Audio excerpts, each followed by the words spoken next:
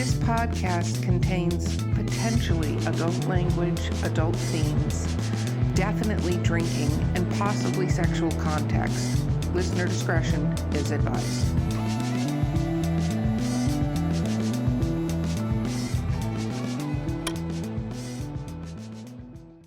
Welcome to Drinking with Authors, the podcast. I'm your host, Erica Lance. My amazing co-host today is C.R. Rice, and our guest is somebody who dutifully came back after we had severe technical difficulties, and basically she's going to do a redo because we had to redo the entire podcast, which is Bernice Burgos. Woo!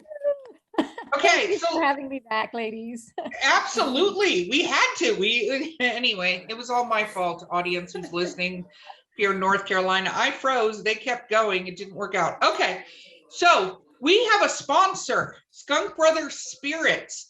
So Skunk Brothers Spirits is a veteran-owned distillery in Washington State, and they make some of the most amazing things. You can check them out at Skunk Brothers Spirits, and there will be a coupon code in the notes because they haven't sent it to me yet as we're recording this, but it will be. But I made something very interesting because I discovered I live up here in Tennessee. I live up here in North Carolina, and it was 30 degrees here today, and I had left my window open from yesterday. So needless to say, I made myself a hot toddy as my beverage, which is hot water, honey, lemon juice, and whiskey.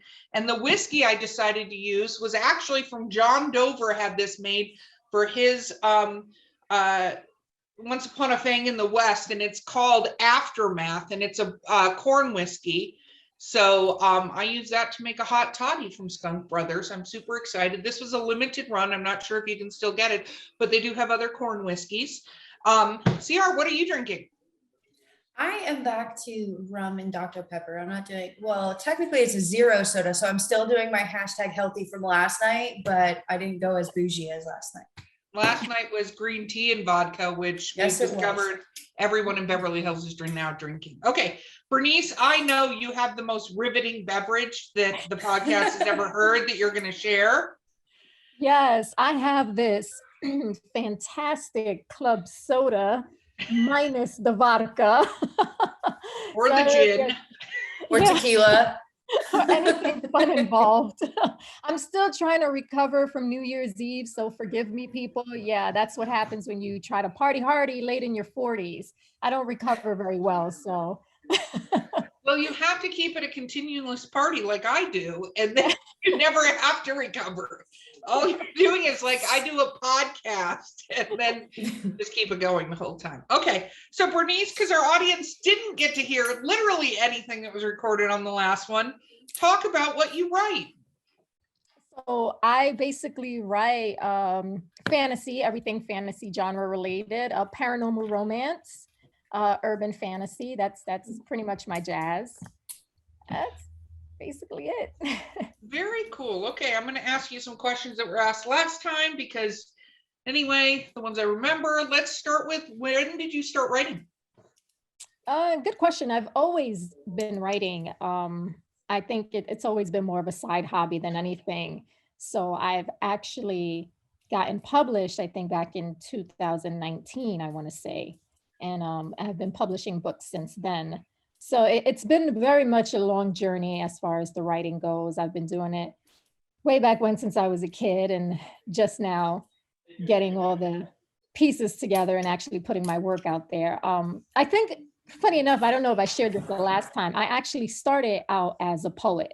So I was in the big poetry scene back then, and that's pretty much where I was inspired and just decided to be like, okay, I'm just gonna gear away from this and just go into my fantasy, cave and see what creativity can come from there. But yeah, that's where I am. So if anybody happens to read my books anytime in the future and happen to see any kind of, weird poetry writing, yeah, that'll be me. Were you ever published as a poet? No, not at all. I've never gotten to the point where I wanted to publish my work, but I used to do a lot of stand-up, like go to a lot of poetry cafes and read my work there. And do a lot of slam. I used to do a lot of slam way back in the days. So that was kind of my scene back then. See, I've never been able to do slam poetry. Is the I mean, slam where they play the super slow like drums and stuff in the back, or what is that? So Yeah. slam.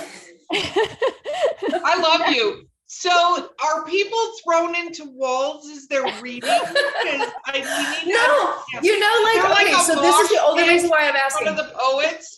No, so when I was a kid, one of my favorite movies was the Goofy movie. And you know how like when he goes to college or whatever, and like the guy is dating like the slam poetry person, and they have the dude like banging the drums randomly in the background as she's doing the whole poet thing. Does anybody know what I'm talking about? Are you talking like No, more but- the beatnik scene?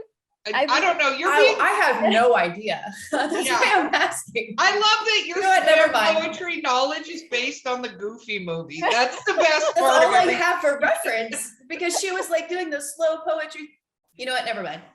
Okay, Bernice, enlighten Chelsea and our audience as to what slam poetry is. It's pretty much fast-paced poetry. Think of it more of like rhyming, as fast as like you kind of can.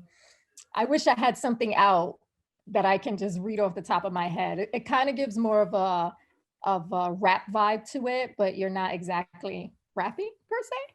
That makes sense. Okay. Oh no, I have it on my list next to me. I'm gonna look up slam poetry.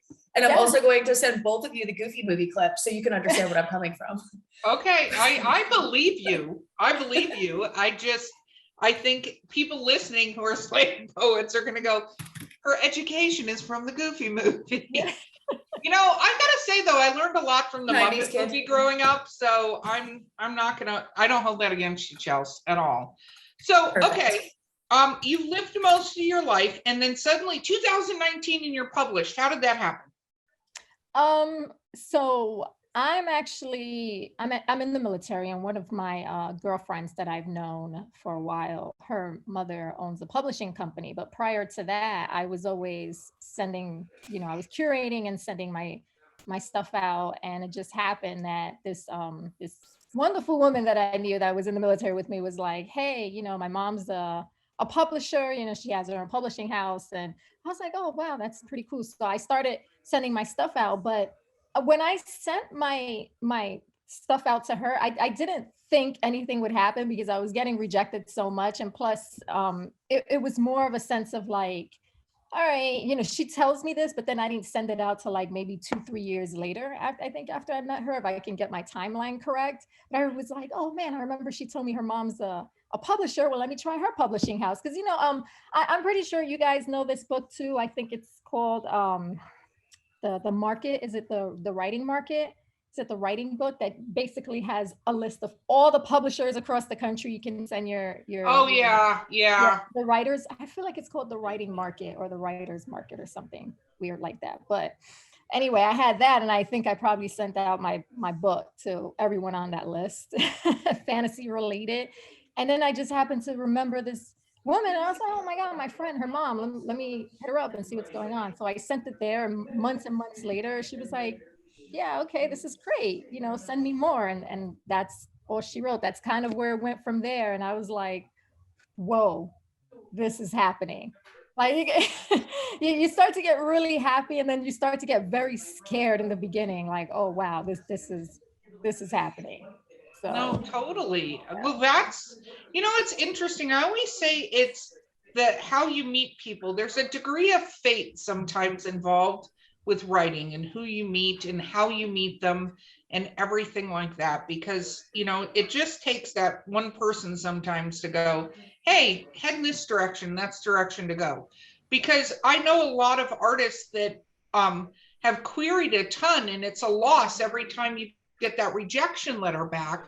But sometimes you don't even realize they may not be reading your work. If you don't get a rejection letter that says, hey, I read this, but X, Y, and Z, and here's the thing, then you could, you know what I mean? It's useless, because like, I remember when I submitted, oh God, this was a long time ago, but I submitted and I got back a couple of rejection letters, and they looked like they were copies of a copy of a copy. Like, You know how when something's copied Yeah. several times, you can see around the edges that it was copied? Yep. And when I got that, I was like, this is really shitty Yeah. that this was what they decided to do. Here's my art, I'm giving it to you. You don't have to like it or want it, but at least have the decency to send me a rejection letter on regular paper that you haven't copied. Yeah. Like use a fucking printer, people. Like, how hard is this, right? Please reprint your fabrication. Don't give me a copy of a copy of a copy. Yeah, it was terrible. And I was like, oh God, never do that. Yeah. Okay. So what is your first book? So my first book is actually called Angel. And it is basically about an angel who had traveled through time and had actually basically had to prove herself because she became the savior of the earth later on. And, you know, that was pretty much her calling. So, you know, now that I'm thinking and talking about my book, I feel like that weird meme that kind of asks you, so tell me what your book is about. And then you're kind of like trying to pin everything together. Like a mad scientist. You can't remember your synopsis of it, so you start panicking. I do that all the time too. I feel like that's completely normal. Okay, no, it is, but let me just tell you, both of you, work on your elevator pitches. That's how this works. Somebody comes up, what is your book about? 30 seconds. This is what my book's about. Both of you. Maybe I lost her memory. There we go. Yes. Boom. Nailed it. So very cool. How many books have you published now? Right now I'm going on my 4th. That's Wow. my New Year's celebration was coming in because I had just submitted the second novel, which is actually the 4th book in the series because I have 2 novellas and now this is the second novel, 2 novels coming in. So yeah, I had just submitted the 4th book and that's When is it due to be published? Oh, good question. In my head, my timeline is running probably February. After it goes through the many editing hands and the proofreader and the beta readers and all that kind of stuff, I'm thinking February. Okay, and what is the name of this book? So when we release this podcast, people can look for it. So right now, I'm actually leaning towards Date with the Demon. Very cool. That sounds like most of my 20-something years, so. Probably not the same kind of demons, but just saying, sounds like something I would do regularly. Oh, I'm laughing. That should be a book. It should be like, you know how everybody does that speed dating? It should be like speed dating with a demon. And like you have like your 5 minutes. That would be so much fun. Now I'm writing that down. That is a really good idea. Speed dating with a demon. I had tell you, Erica, some of the times when we have our conversations on these shows, we come up with those off the wall ideas. Sometimes they're ideas. Brilliant ideas. Yes. Okay. So you went into the military, Bernice. What branch of the military are you in? So I'm in the Air Force. I'm actually in the Air National Guard. Very, very cool. Thank you for your service very much. So is that what you ended up doing? So you've been a writer, you've been a poet. What did you go to school for? Did you go to school for something? It's okay if you didn't. Hashtag I did not. Hashtag Chelsea did not. So it's okay. You don't know my life. No, it's totally fine. I went to school for political science, actually. I have a bachelor's degree in political science, and I have my master's in public administration. So basically, yeah. Are we going to see you in politics here soon?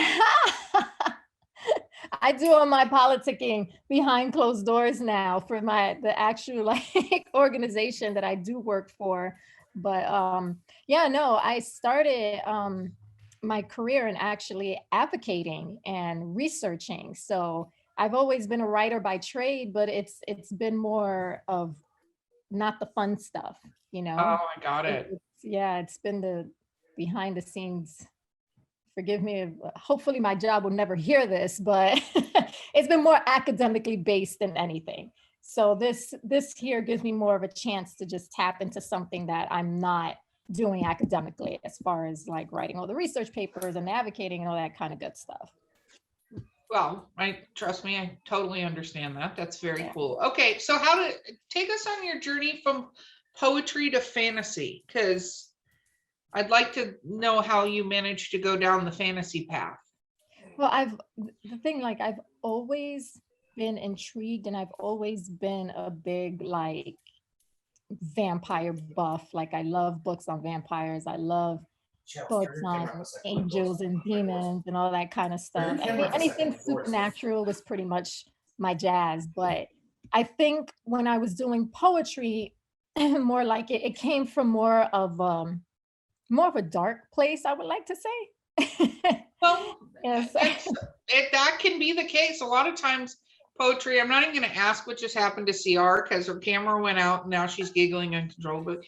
But poetry a lot of times can come from a dark place because sometimes you're trying to put a message into words that maybe you can't verbalize the way you want to, or, kind of work out feelings on that. I think that's true.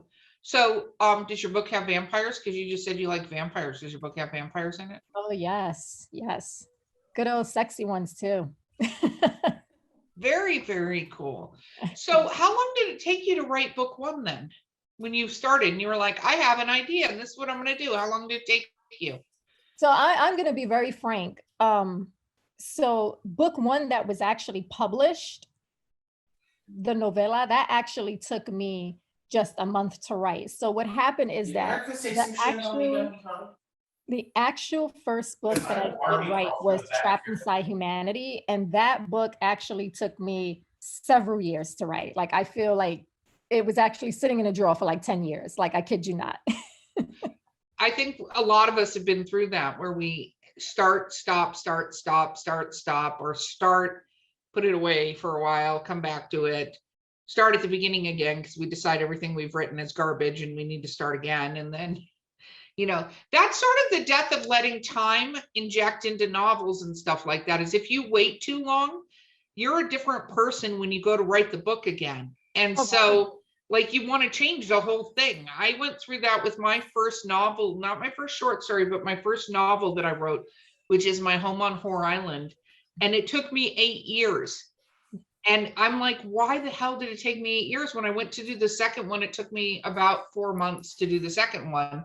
But then because I was like, okay, I need to finish this book. I'm on a deadline, to do But it. I think I do that too, though. Like, even going back and reading like the, Denial, I go back and I'm like, what? Like, there's so many different ways you could, I think it's just a natural progression. Like, I think even like the greatest authors that had 50 in their series do the same thing, where they go back and they're like, what the hell? Oh, I know that. I can go back so and read some of the first short stories I wrote, and I love this story, but I'm like, oh my God, did I put this in there? Like, I'll be reading it out loud at some kind of event and be like, wow, who the hell wrote this? This is crap. Yeah, I have a whole file on mine that's called I'll keep reading. That's so great. No, absolutely. Because it's like, I had Trapped Inside Humanity, and it took me 10 years to actually put that out there. And it was basically because, right, it was the writing to stopping, and then it was reading it over and being like, wait a minute, I can finish this. This is going somewhere. But then it was sounding like garbage. And I'm like, oh boy, who wrote this shit? Oh, that was me. Oh, I'm sorry. Am I allowed to curse here? I apologize. You're allowed to curse. This is an adult fucking podcast. We are drinking on a podcast. It's adult. 18 and up.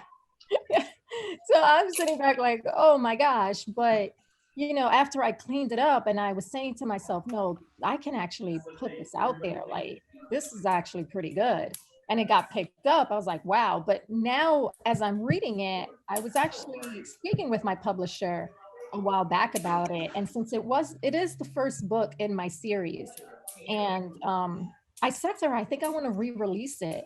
So we may actually just clean that up, and that may come out again right after this one, and cool. cover and see what happens. Just be careful about the re-releases. Don't go down that path too far, because you can work on that same book forever. That's all you'll ever do is work on that same book, and then you'll get nowhere. Release it 20 different times, and it's slightly different, and But is it Pride and Prejudice that actually was re-released a whole bunch of times, or? I feel like it was one of. I don't know, because I do not like her. I have said that on this podcast before. There are a lot of fans of her, Jane Austen. I am not a fan of Jane Austen at all. It's so dry. Yeah. It's so long. It's so long. It just is. I'm you talk about a slow burn, and it's like not even an ember. The like, fire you know, has you know, gone something out. is, yeah, still burning in the fire at all. There's no smoke. You're like, is this fire lit? You're getting up to go get more wood because you're like, I don't understand what's happening here. Yeah. That is Jane Austen. But it's, I've seen and talked to authors who get so stuck in trying for a perfection. Mm-hmm. Your book will never be perfect. Your book is going to be as good as it is right then. And anybody who tries for perfection basically is not continuing to write. Mm-hmm. Because I think all of us could pick up our first books again and go through it and tear through it and rewrite it and whatever. But it doesn't do anyone any good to do that. We should give the next one and the next one, because now we're better writers than we were before. Right. And believe it or not, readers know that. They don't expect you to be, the most brilliant. If they love your work, they love your work. And readers will overlook a lot of little things in your book. But if the only thing I ever say is, if you're writing a book and you think by any stretch of the imagination it could turn into a series, write your book that way. Mm-hmm. Even if it's the only one you ever write your book in a way that you don't like kill off your main character that you suddenly have to bring back from a multiverse because you killed them off because you were an idiot and somebody wants the series. Just don't do stupid crap like that. Said no one ever. Anyway, okay, we actually have to take a quick break. We will be right back with Drinking with Authors. I know I'm using all the words. It's fine. Sample locally sourced, quality distilled spirits in the beautiful Columbia River Gorge. At Skunk Brothers Distillery, we're family owned, brewing small batch grain to bottle spirits, just like our grandfather did back in the Prohibition era. From handcrafted bourbons and moonshine to flavored blends and cordials infused with local fruit. Join us for a tasting tour and buy Skunk Brothers spirits straight from the source. It's all in the family at Skunk Brothers Spirits, located in Stevenson, Washington. Okay, we're back. And apparently we might get a visit from Chelsea's husband in the background of this video. So if you're watching the YouTube, which by the way, I'm super excited. We now have a video person that's catching up all my episodes and putting them up on YouTube. I'm uberly excited about this situation. So our shenanigans are now going to be in video. Yeah, no, they are. Totally. I told you that when we started recording, that they're in video. I tell everybody that. I just didn't have a video guy. Now I have a video guy. His name is Duster, by the way, which makes me think he's from the Old West. I don't ask questions, so. Does he wear a duster? I have not seen him in person except for Zoom, and he was wearing a Hawaiian shirt at the time. Okay, I'm gonna have to request a duster over said Hawaiian shirt. I will let him know immediately. I mean, he's a video nerd, so I doubt he actually even wants to be on video, but I will work it out somehow. Okay. So, Bernice, you have written 4 books. This is awesome. Date with a Demon. That sounds like my entire 20s. Let's talk about new anthology. Like, what is your goal with writing? Like, when you started this, when you started doing it, what did you decide your goal was going to be? I didn't have one. I honestly, like, when I published the book, I seriously just thought it was going to be a one and done. But as I started, because I'm extremely new to the game, when you're new to the game, it's like you get so excited and hooked on the one book, but you don't really understand the process very well. So I kind of just jumped in head first and was like, let's see where this goes. So after getting picked up by the publisher, it was more of like, no, I can only pick this book up if it's going to be in a series. So, it's kind of laid out like a couple of backstories, some novels, and let's see where we go from here. So that's kind of where I am now. I think as far as in the process that I am, I feel that like right now, the goal is just to pretty much see as far as I can go with my characters. Like right now I'm 4 books in, I'm scheduled for 6. So let's see if after 6, if I still got a couple in me, or if I just want to change things around and still stick in the fantasy genre and maybe get a whole set of characters, a whole new storyline, and see where we go from there. So in your thing, go ahead. You go, Chelsea, but I have a serious question after, and we might be on the same wavelength. Let's see. Go. well, I was just saying, so you said you have 6 in this series. So are you doing 6 full-length novels, or are you doing novellas to count into your 6? So yeah, so there are 3 novellas and 3 novels that are scheduled to come out. Or I can play it out to where it can just be 2 novellas and the rest will just be novels. But right now I have the 2 novellas and this second novel coming out. So let's see where it's gonna go from here. If I'm gonna go shorter, or if I'm gonna go on the longer route. So that is my question for you on a series. So right now I have 2 series that I'm working on, right? CR has many, because she's got a whole world that she's built, and she's got 7 books, 5 books in this first series, but 6 novellas. 6 novellas? Yes. Yeah. And by novellas, I mean like 30,000 words, because she doesn't know how to write a short story to save her life. We've discovered this. And then she's got all these other sets of stories. And of course, I already know there's going to be novellas intermixed with them because of how she writes. So when you got this and you wrote this book once, you did the thing I talked about right before the break about like writing a book, and then, hi, by the way, we need it to be a series. How has that gone for you in projecting out for 6 books? That's a lot of books. Yeah. Not that it's bad, but how has that been, trying to sit down and go, okay, this is what I'm doing? Actually, it's been actually pretty well. It's been going very well, because there's always something happening. In fantasy, it's like anything goes. So, although I may have one storyline, but there are like 100 other Easter eggs that I put in there that it can go anywhere. So that's kind of where it's like, I'm not running out of where I want to take my characters. I've been very lucky there, because I guess I've just been overanalyzing and overthinking. So as far as answering your question, I think that I don't see myself running out of a storyline anytime soon. No, that's awesome. But have you laid out what the books are going to be? Good question. I wasn't much of an outliner in the beginning, but now I am.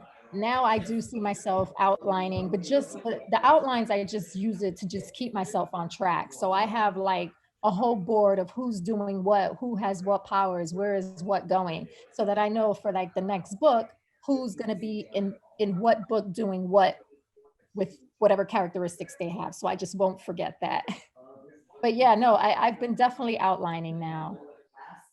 So No, that makes sense. I think however you do it as a writer, you have to figure out how to put the pieces together. Yeah. So that you, again, don't do dumb shit in your novels where people are like, what? And then you back yourself into a corner that you cannot get out of no matter what you try to do. Oh, So when you started writing books versus poetry, did you go to writers groups or classes, or what did you do? Or did you just go, screw the world, I'm going to write things on the stuff? screw the world, I'm going to write this on the stuff. I love that. That should be a new technical way to do things. Screw the world, I'm just going to do things and stuff. I don't need education. I'm going to write things on stuff. I'm going to figure this out on my own. If you love it, yay. If you don't, I'm open to suggestions. Well, have you gotten involved in writers groups then and stuff, or, any sort of like community activities with other writers? I have, yes. So here's the extent. What I do not, as far as the writing stuff go, like I don't sit back and kind of switch out on work where other writers may say, hey, look at my stuff, I'll look at your stuff. I do not do that. What I do, however, is I do a lot of reviews now. So as far as author and writers community goes, I look for more storyline than, content or grammatical errors. I'm no one's English teacher at the same time. So I'm like, I'm not going to sit here and proofread your work. because that's something on my day job I can do. That gets a little daunting for me. But I am a person that I love a good story. So when it comes down to it, I am part of an author community where we review each other's books. And for my publishing company right now, like I just joined their review team. So I do go around and review a lot of the author's work. So that's as far as my writing community goes, as far as where I can get ideas or, see what's going on in everybody else's world. Are you friends with a lot of writers? I do, yes. Yes. Very cool. Okay, so then what about setting up? So now you've published a book and you have to set up your social media and stuff. How's that gone? So the only social media platform I have right now is Instagram. That's actually, yeah, I have a very good following on Instagram. I know a lot of wonderful writers that I met from all around the world. And it's just that's kind of been my community, my people there, and hanging out with them and reading their stuff as far as them reading my stuff as well. But like I said, like it's more reviewing than anything. So the social media aspect of it, and also finding readers, that's been going pretty well there. As also what I can't get into is TikTok now. Everyone's in the new wave of TikTok. I don't understand it. It kills my brain cell. I'm trying to get my kids to help me, but I don't know. How is it for you guys? Like, are you guys on any social media platform advertising? Oh yeah, no, we're on. At least I'm on.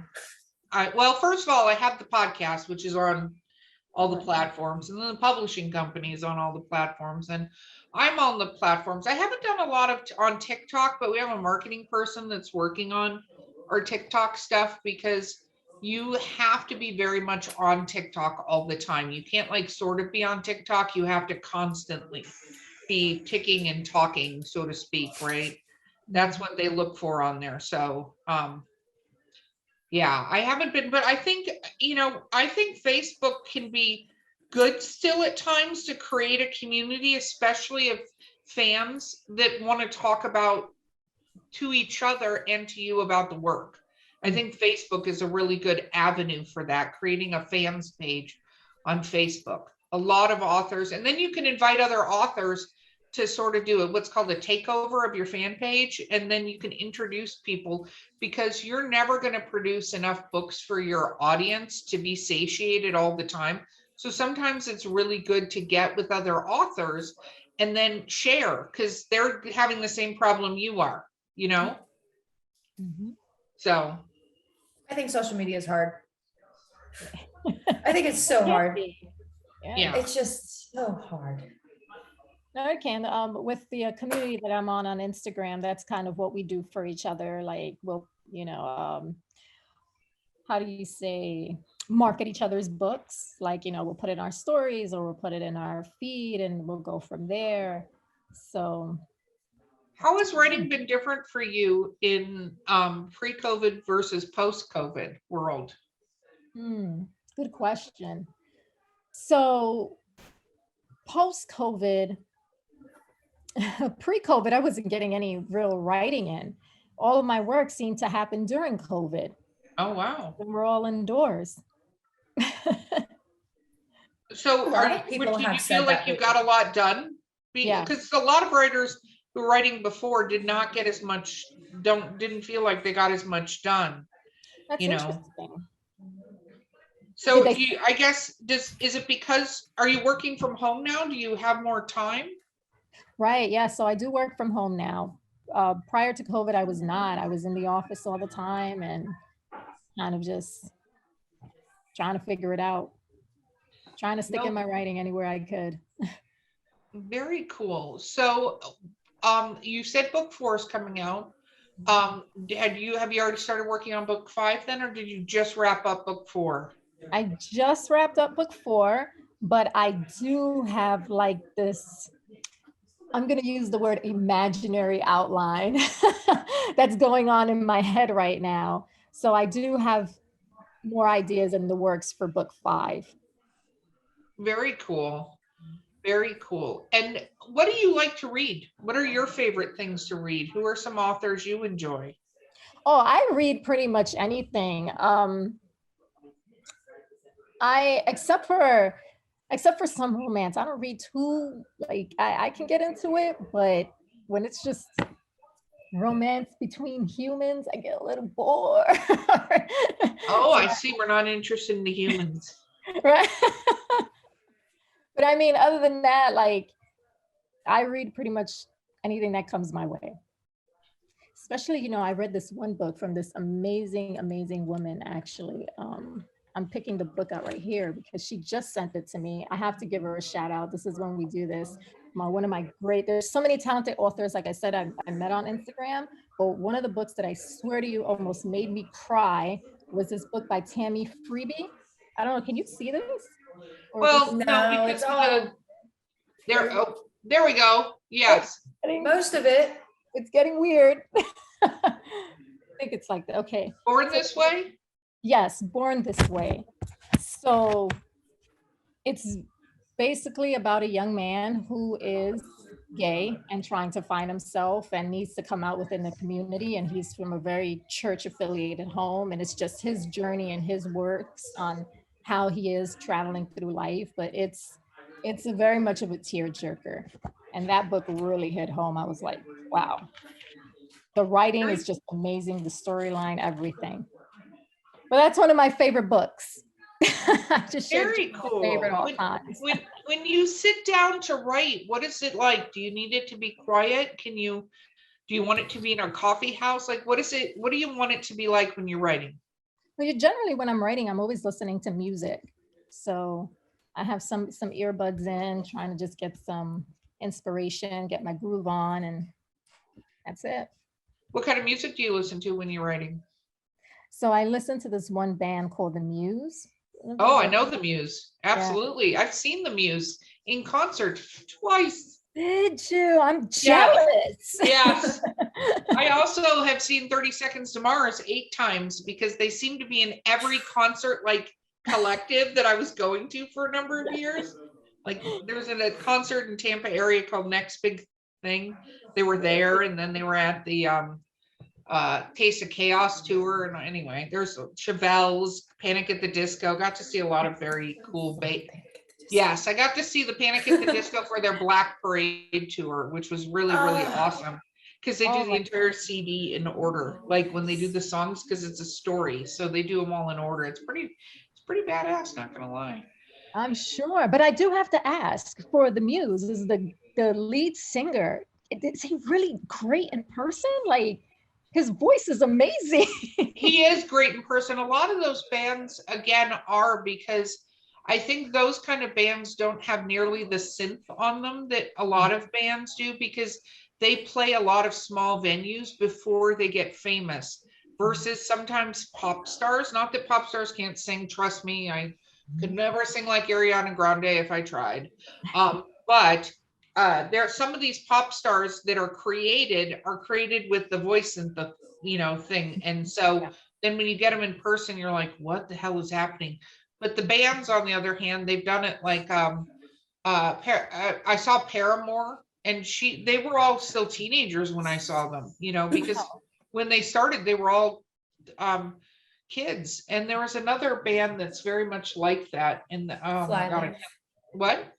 Flyleaf was like that too. Flyleaf, yeah, where they're very young and they get on stage and there's these teenage girl singers that are just unbelievable, so it's amazing. Okay, Chelsea, I realized I haven't let you ask a question, my friend.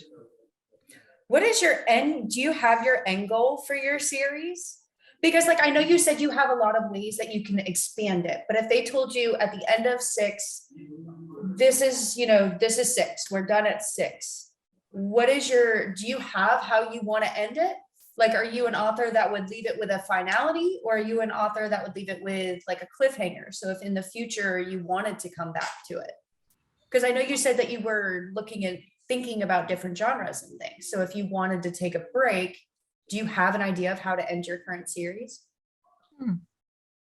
Yeah, I'll end it in a way where everything is just a dream, right? Okay, no. Gonna get a bunch of lost people upset. You also can't do the lost ending where everybody's already dead. They weren't already dead though. No, it's fine. We won't do this. They're all We dead. won't It's do all We're this. not Right. doing this. I stopped watching Lost after season 3 because I was like, what is happening? Like, I almost walked out when they killed Charlie because Corey was like, no, he doesn't die. He doesn't die. And then when they took out Mr. Echo, I was done. I was like, you know what? I just Fine. can't. And then I saw the end of it and I was like, oh, shut up. They were all- Shut up. They were Who dead thought the of that? entire time. Yeah. They weren't though. If you act, it's fine. It's fine. I can get really heated over TV shows, movies, like that type of stuff. Like, yeah, Don't I'm get that her person. started on Marvel No. movies because that's fun No. to watch. Oh, That yeah. is not a good idea. No, it's a bad you and idea. I, She's had we're- too we're much to you. drink. We're here. No, that part was just my sarcasm. No, if I knew, do I have an angle on how to end it?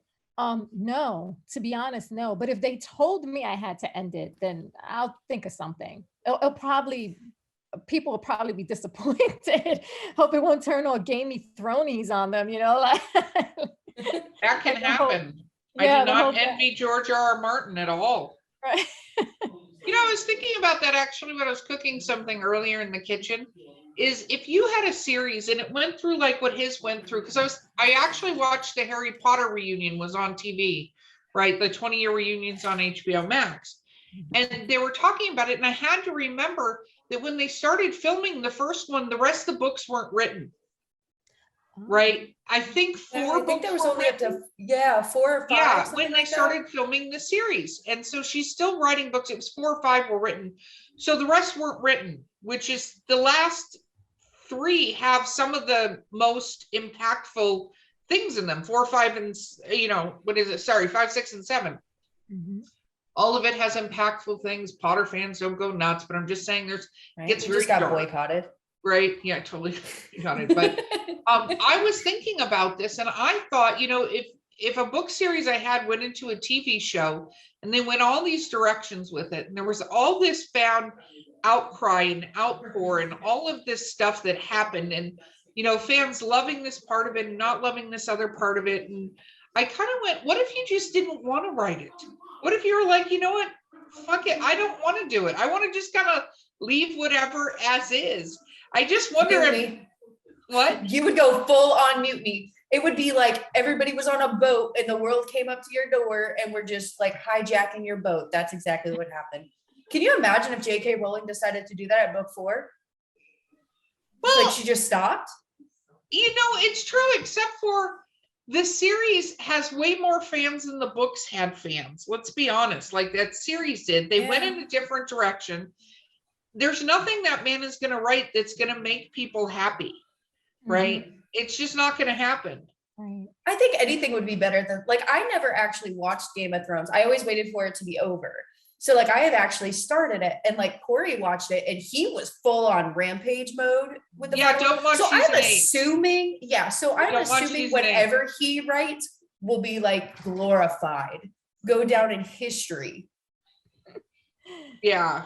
Yeah, I've never read any of the books from his series. I just jumped into the entire Game of Thrones, the entire show. See, I read the books before I watched the series. The books I think are fantastic. Mhm. The series went a different way on a lot of things. And as I lose more fans since the Potter thing and the Game of Thrones, just what they did with season 8, though, is fucking terrible. And yeah, well, I hope those writers learned their lesson because they had the Star Wars series that was given to them, taken Right. away after what they did with season 8. So that's called I feel karma, like- bitches. Yeah. I feel like one of the biggest things people have to remember is I always treat movies, shows, things like that come off of books like fan fiction, because there is no way you can turn what was done into a book adequately into a movie, a show, anything like that people are actually going to appreciate fully. No, Mhm. that's true. That's not the problem with season 8. So See, they I haven't spent- watched it. I can't cover my ears because I have headphones in. No, I can't even know black it's this fine. out. It's not that. It's that they spent 7 years building a bunch of like little like sort of weaving this tale. And then imagine you spent all this time building up this character arc to not have that happen and to do something completely fucking different in 2 minutes and destroy the character. Yeah. Yeah. I think that's like when you know, when like you as a person, you go to do something and then like you have your spouse finish it off and they don't know what you're doing. That's basically what I can imagine it is. Like I said, I haven't watched okay, it. I can give this analogy. Imagine instead of in book 7, where Neville ends up killing the fucking snake, right? At the Right. thing. Okay. Right? Imagine Neville in book 6 decides to go to a different school and leaves a So note. terrible. You know what? I'm not even gonna watch it. I'm just not gonna even watch it. No, I'm but an you episode should. in and I'm just done. I'm done. I'm over it. That's how bad it is. It's like Neville leaves them a note saying, decided to go to a muggle school. This is too much for me. # You see you fuckers later. keep screwing me over. I'm done. You should watch it. Just see what all the hype is about, what all the disappointment is about. It's a great show, but anyway, okay. Yeah. So we are nearing the end of the podcast. Bernice, what advice would you give writers out there? Oh, tons of advice. Keep on writing. Just never stop. I mean, if writing is your hobby or your passion or something you like doing, absolutely go for it. Also, from your advice earlier, the whole thing is get a team. When you're publishing your book, when you're writing your novel, when you're trying to clean it out, definitely try to find a team. The betas, the alpha readers, the proofreaders, the editors, they are so 100% important. So definitely, in any way possible, try to see if you can find a team. And the team necessarily doesn't have to be your best friend, or, you know, it can be like your grandma. Maybe she's someone that loves reading. You never know. She can be a great beta reader. So maybe not, because sometimes grandmas love their kids way too much. So that's probably I not was a going good to thing. say, I think the best beta readers generally If are you not love- people who know you. No, right. Definitely a beta reader. Find someone who loves to read but doesn't know you. There you go. But I find love a that. team. Okay, how do your fans find your books? How do they find you? So I'm on Amazon. You can always Google my name, Bernice Burgos, Angel Series. It will definitely pop up. I always tell people this also. I am Bernice Burgos, the author, not the model. So if they try to Google me, do not Google my name. The model will show up. That is not me. Doesn't she live close to you? I kind of remember this from the last podcast. Yes. I swear one day I want to meet her, because it's like we live in the same town. We're about the same age. It's weird, except she makes 1,000 times more money than I do. but yes, they can find me on Instagram too, Bernice _Burgos fiction author. Very, very cool. Well, it was wonderful having you on the show again. Thank you so much for being here. It has been awesome.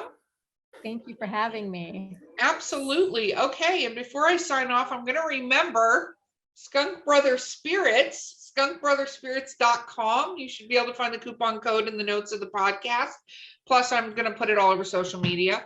So check them out. Yesterday, I had a blueberry cinnamon cordial and I drank more than half the bottle. So anyway, hashtag going to need a refill. So they're amazing. But this has been Drinking with Authors. I've been your host, Erica Lance. My co-host has been C.R. Rice, and our guest has been Bernice Burgos. And we will see you guys next time. Thank you. Happy New Year.